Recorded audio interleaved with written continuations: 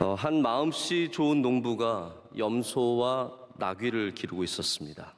근데 이 농부는 평소에 말없이 아주 우직하게 일을 잘하는 나귀는 참 좋아했고요.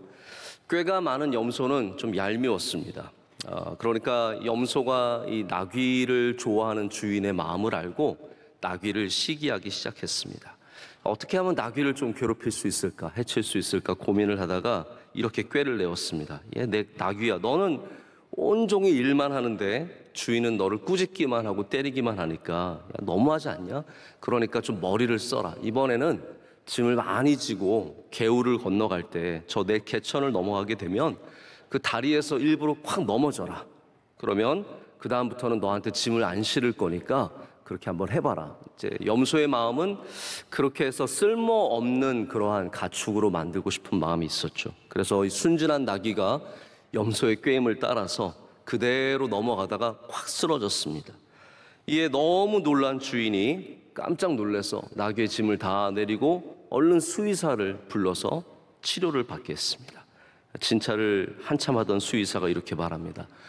나귀가 너무 지치고 몸이 많이 상해 있으니까 얘를 좀 보양을 해야 합니다. 저 염소의 간을 먹이면 보양이 될 테니까 간을 먹이십시오. 그래가지고 농부가 그 즉시 염소를 잡아서 간을 떼어서 나귀에게 주었다고 합니다. 여러분, 만약에 염소가 나귀의 잘됨을 좋게 여겼다면, 만약에 염소가 거기에 대해서 시기하지 않고 질투하지 않았다면 어떻게 되었을까? 함께 잘 살지 않았을까라는 생각을 해보게 됩니다. 세상에는 많은 지도자가 있습니다. 대명사가 있죠. 링컨 같은 지도자가 있고 히틀러 같은 사람이 있습니다. 양극의 지도자의 모델들입니다. 훌륭한 지도자의 대명사가 링컨이라면 가장 악독한 지도자의 대명사는 히틀러일 것입니다. 이스라엘 왕들 중에서도 이렇게 대비되는 두 사람이 있습니다. 우리가 다윗이 이스라엘의 영원한 가장 훌륭한 왕이라는 것을 잘 알고 있지만 이 반대편에 있는 사람이 누구인지 또한 알아야 합니다. 그 사람이 바로 오늘 성경에 나오는 아합이라고 하는 왕입니다. 아합은 오므리 왕조. 제가 오늘 조금 역사 이야기를 하겠습니다. 아마 교회 낮 예배만 나오시는 분들은 이 이야기를 잘 모르실 수 있겠지만 제가 너무 어렵지 않게 말씀을 드릴 테니까 한번 들어보시면 좋을 것 같습니다. 남과 북이 나눠져 있는 북이스라엘의 왕조에는 오므리 왕조가 있습니다. 여기 굉장히 대단한 왕조이고 업적을 많이 이룬 왕조입니다. 그 중에서도 가장 뛰어났던 왕이 사실은 아합입니다. 아합은 네트워킹의 천재입니다. 처세술의 천재입니다. 아람을 견제했고 모압이라고 하는 나라로부터 조공을 많이 받았고 사돈과 결혼, 이런 모든 것에 있어서 굉장히 천재적으로 활동을 합니다. 그래서 아내를 어디에서 얻냐면 시돈이라고 하는 나라죠. 페니키아에서 아내를 데려오고, 그리고 그 딸은 누구에게 주냐면 남유다 왕에게 줍니다. 자, 이러니까 여러분, 네트워킹이라는 면에서는 지금 북이스라엘은 아주 공고한 나라, 건강한 나라, 부유한 나라가 되어가고 있었습니다. 하지만 이러한 천재적인 처세술 속에서도 그의 삶은 복되지 않았습니다. 성경은 그가 훌륭한 왕이었다고 절대로 말하지 않습니다. 왜 아합은 그가 갖고 있는 업적에도 불구하고 이런 왕이 되어버렸겠습니까? 여기 몇 가지 문제가 있습니다. 첫 번째 문제는 뭐냐면 그 가정이 권력으로 이루어진 가정이었기 때문입니다. 자, 권력이 있다는 것은 문제가 되지 않습니다. 그러나 그 권력이 어떠한 형태로 이루어지느냐가 참 중요합니다. 여러분, 동화를 들어보면 왕자와 공주가 만나면 어떻게 살아야 돼요? 행복하게 살아야 돼요. 그게 동화입니다. 왕자와 공주가 만나면 누가 봐도 저 사람들 행복하겠구나, 좋겠구나 생각을 하게 되죠. 여기 북이스라엘의 왕자와 시돈의 공주가 만났습니다. 얼마나 아름답게 살아야겠습니까? 하지만 성경은 아합과 이세벨이 얼마나 잔혹하게 백성들을 괴롭혔으며 하나님의 말씀을 저항하고 그리고 우상을 숭배하면서 하나님의 나라를 어렵게 했던 것을 우리가 잘 보게 됩니다. 아합은 여러분, 북이스라엘을 이렇게 생각하셔야 됩니다. 남유다도 그렇고 북이스라엘도 그렇고 이스라엘이라는 나라는 신본주의 국가입니다. 그래서 왕은 인본주의적인 자기의 뜻대로 나라를 다스려서는 안 됩니다. 오늘 마지막 7절에 이세벨이 뭐라고 말합니까? 이스라엘 당신 똑바로 다스리세요. 이렇게 다스리면 안 됩니다. 뭐 하나님이 안 된다고 해서 땅을 못 갖는다고요? 그런 게 어디 있습니까? 이스라엘은 우리가 원하는 대로 다스릴 겁니다 라고 하면서 그 아내가 가서 나봇의 포도원을 뺏어옵니다.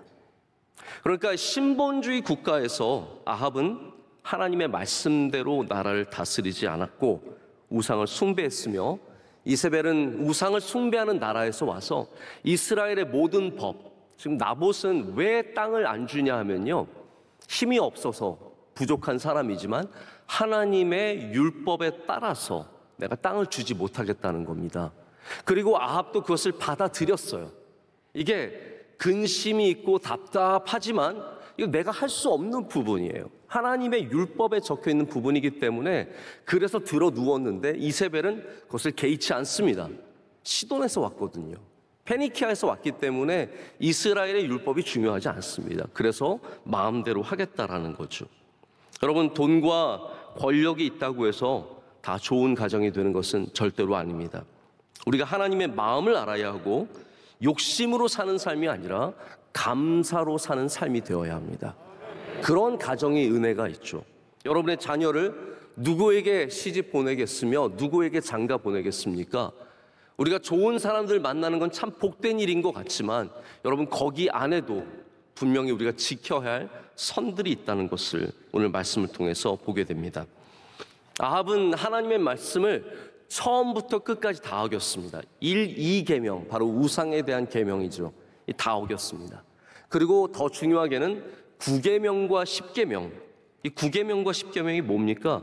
내 이웃에 대하여 거짓 증거하지 말라 이고요, 10계명은 내 이웃의 아내나 남종이나 여종이나 그가 갖고 있는 소유나 이런 것들을 탐내지 말라라고 하는 그 모든 율법을 어겼다라는 겁니다. 자, 두 번째 이유는 지도자가 성숙하지 못했을 때 생기는 문제입니다. 성숙하지 못한 사람은 중요한 것을 그리고 안 중요한 것을 구별할 줄 모릅니다. 공부 못하는 학생들, 갑자기 찔리시죠? 공부 못하는 학생들 특징 아십니까? 내가 뭘 공부해야 되는지 모르는 거예요. 뭐가 중요한지 모르는 겁니다. 아합이 뭐가 중요한지 모르는 사람이에요. 자, 여기도 다시 제가 좀 전 이해를 드릴게요. 아합이 왜 지금 오늘 어떻게 시작을 하냐면 말씀이 그 후에라고 시작을 하거든요. 그 후에, 그 전에는 어떤 일이 있었냐 하면 아람이라고 하는 대단한 나라가 베나닷의 군대를 이끌고 사마리아를 쳐들어옵니다. 근데 하나님께서 뭐라고 말씀하시냐면 내가 무찔러 줄게, 걱정하지 마라, 내가 너희를 지켜줄게 말씀을 하십니다. 그래서 하나님께서 이 북이스라엘이 아람 군대를 다 이기게 하십니다. 그런데 아까 말씀드렸죠, 아합은 네트워킹의 천재예요. 그래서 이거를 기회로 봤습니다. 그래서 베나닷을 불러가지고 내가 너를 살려줄게, 그리고 우리 화친을 맺고 조약을 맺고 우리 잘 지내보자, 이게 된 거야. 하나님은 이 우상 숭배하는 아람을 절대로 좋아하지 않으셨습니다. 그러나 너희 나라, 이 아람이 어디냐 하면 이 북쪽에 있는 나라거든요. 그래서 다메섹에 내가 가서 우리 함께 좋은 시간 보내고 그럽시다라고 하면서 화친을 맺습니다.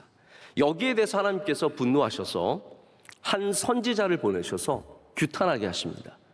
그때 마지막 절, 이 전장의 마지막 절에 뭐라고 되어 있냐면 똑같은 말씀이 있습니다. 아합이 근심하고 답답하여 그의 궁으로 돌아갔다라고 되어 있습니다. 자, 보십시오. 하나님께서 책망하신 이래에 아합이 근심하고 답답한 마음을 가졌습니다. 자, 그런데 이 중요한 일에는 아합이 반응하지 않습니다. 근심하고 답답했지만 금식도 하지 않고 회개도 하지 않고 여기에 대해서 아무 반응도 내지 않습니다. 그런데 나봇이 땅을 팔지 않겠다고 했을 때 오늘 4절 말씀에 보면 똑같이 근심하고 답답했다라고 적고 있습니다. 아합은 근심하고 답답해하는 왕이에요. 자, 그런데 이때는 다릅니다. 나봇의 포도원을 사지 못했을 때는 그가 들어 눕습니다. 그리고 식음을 전폐합니다. 나 안 먹어, 나 안 할 거야. 이게 뭡니까 여러분? 너무 어린아이 같지 않습니까? 한 나라의 왕이 하나님이 주신 말씀에 대해서는 아무 반응도 하지 않고, 그리고 여기 내가 갖지 못한 땅에 대해서는 근심하고 답답하여서 속상해서 금식하고 그리고 원망하며 들어눕는 모습을 보여줍니다.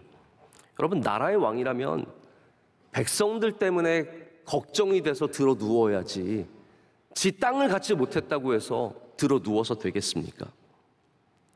우리가 무엇을 근심하고 무엇에 답답해하느냐? 그게 바로 우리 신앙의 모습입니다. 내가 무엇 때문에 근심하고 답답하느냐? 그럼 거기에 여러분의 신앙의 색깔이 다 나타나게 되어 있습니다. 그리고 그런 근심과 답답함에 어떻게 반응하느냐? 이것도 참 중요한 문제입니다. 여러분, 근심하고 답답한 일 있으면 하나님께 기도하시기를 축복합니다.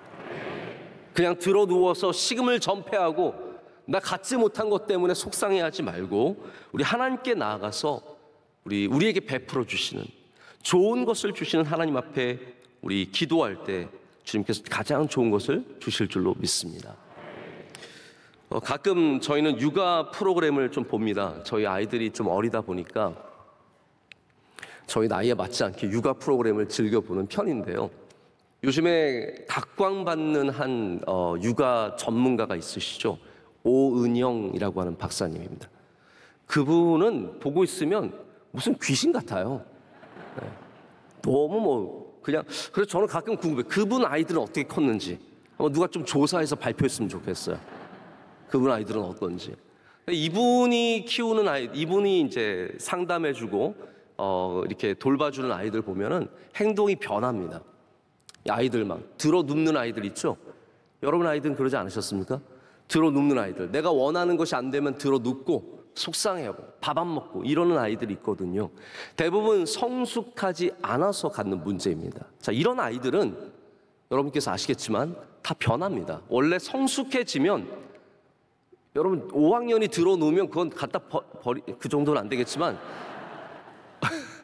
중학생이 들어놓으면 그 문제가 많은 거예요. 대학생이 내가 원하는 장난감 안 사준다고 집에 들어누워 있으면 부모님 마음이 얼마나 답답하겠어요. 그런데 한 나라의 왕이 들어누워 있으니 하나님이 여러분 얼마나 답답하시겠습니까? 한 나라의 이 어른이 내가 갖지 못해서 들어누워 있으니 얼마나 답답하겠습니까? 여러분, 우리 하나님 앞에서 성숙해져야 합니다. 내가 갖지 못한 것들에 대해서, 내가 이루지 못한 것들에 대해서 하나님 앞에 성숙해질 때 성숙한 사람에게 주시는 은혜가 있다라는 거죠. 자, 세 번째 문제는, 이게 참 중요한 문제입니다. 문제는 선한 방법으로 그리고 선한 사람이 풀어가야 합니다.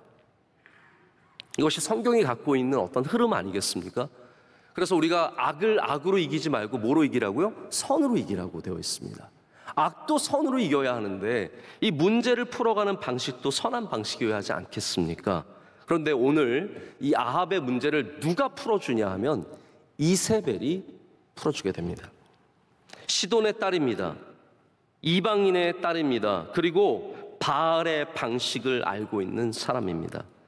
바로 이 이세벨이 악한 지혜를 내어서 풀어가게 됩니다. 그래서 오늘 읽지 않은 뒤에 본문이 바로 이세벨이 이 나봇의 포도원을 빼앗아 오는 과정입니다. 어떻게 뺐습니까? 우선 나봇을 높여줍니다. 그리고 금식을 선포합니다. 자, 금식을 선포했을 때는 높은 자리에 있는 사람들은 왕을 위해서 기도해야 하고 왕을 철저하게 밀어줘야 합니다. 그런데 이스라엘의 율법이 어떻습니까? 증언을 할 때 두 사람이 증언을 해야 그 증언이 옳다라는 것을 인정하게 됩니다. 한 사람의 증언만으로는 안 돼요. 거짓말일 수 있으니까 두 사람 이상의 증언이 있어야 합니다. 그런데 두 건달을 데려옵니다. 불량한 사람들 2명을 데려와서 너희가 거짓 증언을 하라는 거예요. 나봇이 금식하는 가운데 왕을 저주했다. 이건 사형이거든요. 그래서 그렇게 두 사람으로 건달들로 거짓 증언하게 해서 결국은 나봇을 살해합니다. 그리고 그 나봇의 포도원, 이 다른 성경 다른 장에 있는 걸 보면은 나봇의 아들들까지 죽였다라는 그러한 이야기가 나옵니다. 그래서 이세벨이 결국은 이 모든 족속을 멸절시키고 이 집안을 멸절시키고 포도원을 빼앗아 갑니다. 여러분, 얼마나 악한 방법입니까? 우리가 갖지 못한 것들, 우리가 누리지 못하는 것들을 얻기 위해서 악한 방법을 쓰면 하나님께서 그러한 가정을 복 주실 리가 없습니다. 여러분 가정에 선함이 있으시길 축복합니다. 어떠한 문제를 만나든지 선한 방법으로 풀어갈 때 하나님께서 그곳에 선한 은혜를 주신다라는 겁니다. 자, 지금까지 우리가 이세벨과 아합의 정말 악독한 일들을 보게 되었는데요.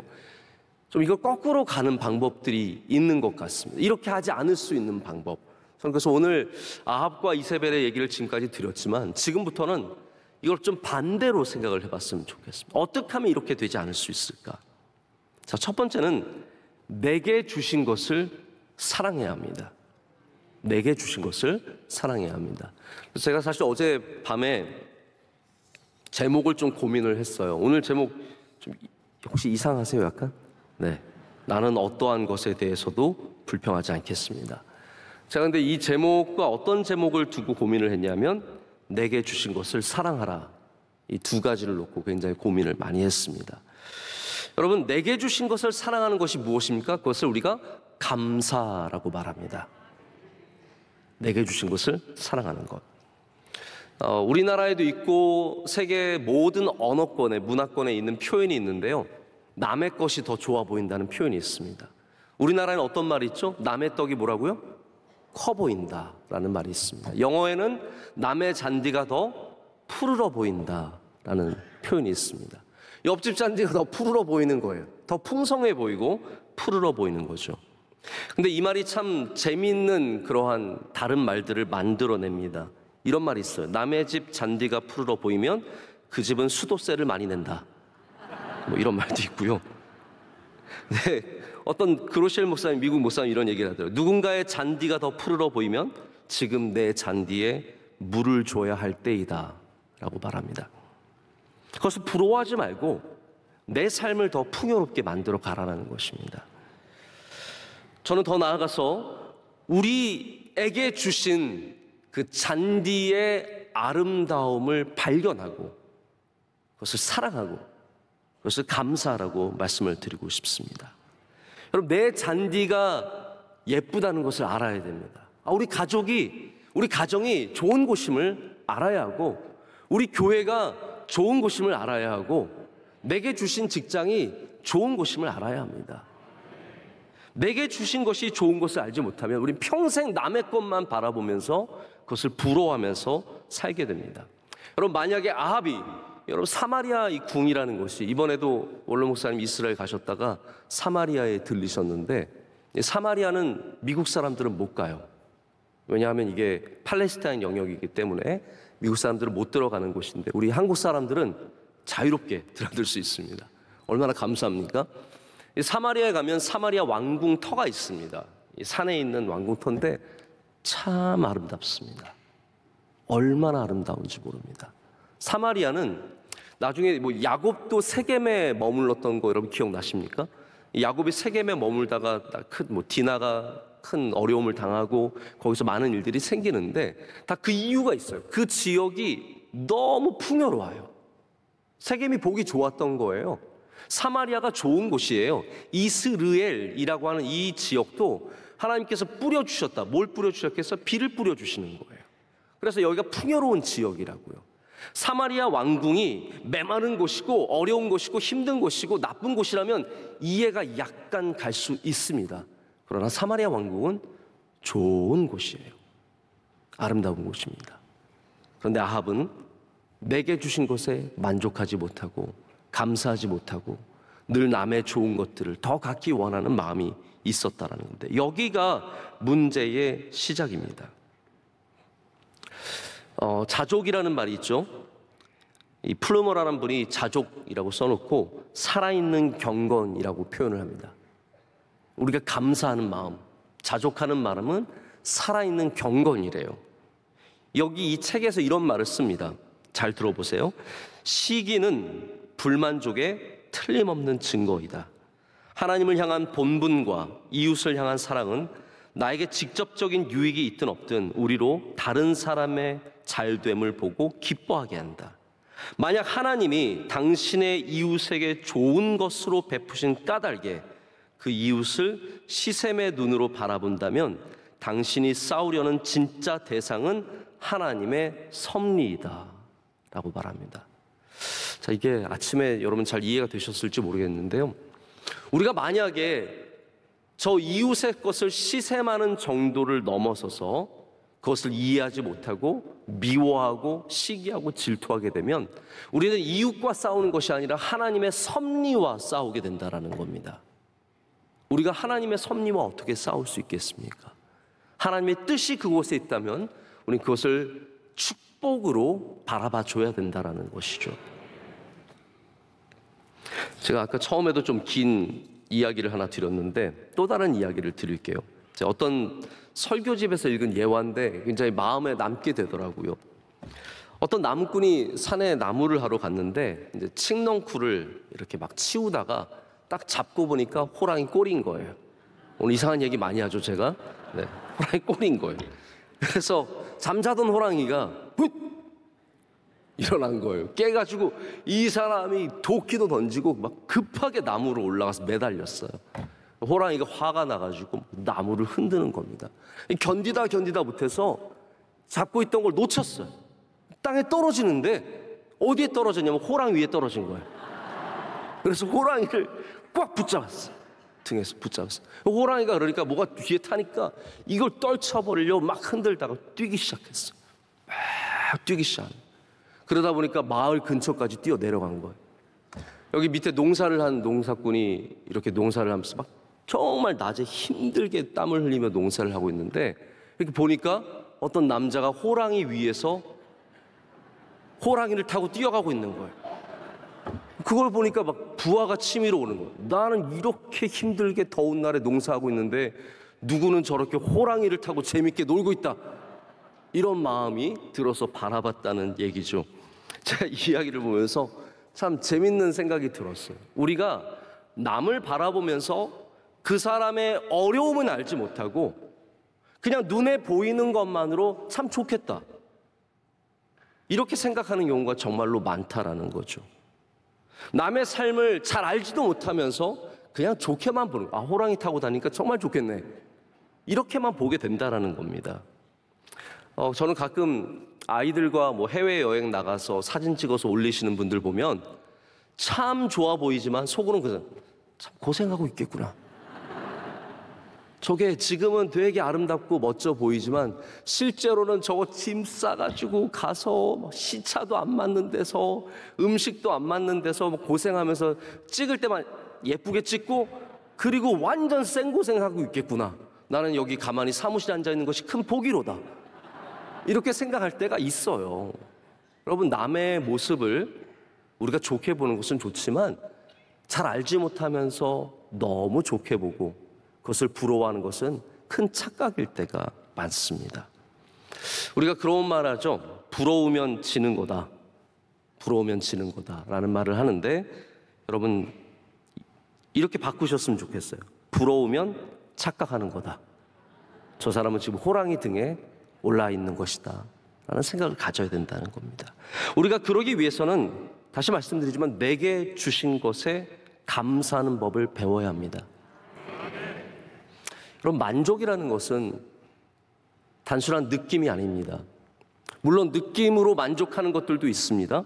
하지만 우리가 영적으로 볼 때는 만족은 느낌이 아니라 영적인 결심입니다. 내가 만족하겠다라고 하는 결심이죠. 음식을 먹을 때 배가 부를 때까지 먹는 것 만족이라고 말할 수 있겠지만 절대로 건강한 것은 아닙니다. 나는 이 정도 먹으면 만족하겠다라는 결심이 있어야 건강하게 먹고 만족할 수 있습니다. 많은 사람들이 느낌으로 만족하려고 합니다. 근데 여러분, 느낌은 절대로 우리에게 만족을 주지 못합니다. 모으고 또 모아도 결국은 느낌으로는 늘 부족할 수밖에 없는 것이죠. 갖고 또 가져도 여전히 느낌으로는 부족할 수밖에 없습니다. 성도들은, 우리 하나님을 경외하는 사람들은 자, 여기까지가 내가 만족하는 정도입니다를 분명히 선을 그을 줄 알아야 합니다. 만족과 감사는 우리 하나님의 사랑에 대한 확신에서 나옵니다. 하나님께서 나를 사랑하신다라는 것을 깨달으면 남의 것을 그렇게 부러워하지 않습니다. 여러분, 하나님께서 여러분 사랑하신 줄로 믿습니다. 나를 사랑하신다면 내게 주신 것이 좋은 것 아니겠습니까? 그런데 우리가 어떻게 남만 사랑한다고 생각하며 남에게 준 것만 좋은 것이라고 생각할 수 있겠습니까? 제가 만약에 오늘도 저 가정은 우리 가정보다 좋겠네, 저 교회는 우리 교회보다 좋겠네, 이런 생각을 하면서 살아간다면 끊임없이 불만족 속에서, 불평 속에서 살아갈 수밖에 없을 것입니다. 내가 남의 교회만 바라보면서 저 교회처럼 되고 싶다, 그냥 끊임없이 부러워하면서만 산다면 그것은 굉장히 불행한 인생이 될 수밖에 없습니다. 제가 이걸 그냥 목사라서 여러분 앞에 말하기 위해서 이런 말씀을 드리는 것이 아니라 저의 진심인데요, 저는 제게 주신 것이 다 너무나 감사합니다. 최고입니다. 저희 가정이 너무 좋고 우리 교회가 정말로 좋고 참 좋습니다. 심지어는 저는요, 제 모습도 좋아해요. 이게 여러분 참 힘든 겁니다. 저라고 왜 현빈같이 되고 싶지 않겠습니까? 저라고 왜 공유같이 되고 싶지 않겠습니까? 그 사람들 보면 부럽죠. 우리 조인성 군이 이제 동생이랑 저희 교회 교인 아닙니까? 제가 조인성 동생을 이제 얼마 전에 주례를 했었거든요. 저희 교회에서 결혼식을 했어요. 조인성 군이 왔는데 키가요, 옆에 서고 싶지 않습니다. 정말 큽니다. 왜 저라고 더 크고 싶은 마음이 없겠습니까? 하지만 하나님께서 저를 사랑하신다면 저에게 좋은 것을 주셨겠죠. 그래서 이거는 오해하지 마시고 자뻑이 되면 안 됩니다. 이거 이상한 말이죠. 자기 보고 뿅 가는 걸 자뻑이라 그래요. 저는 절대로 자뻑 아닙니다. 저는 뭐냐면 자족입니다.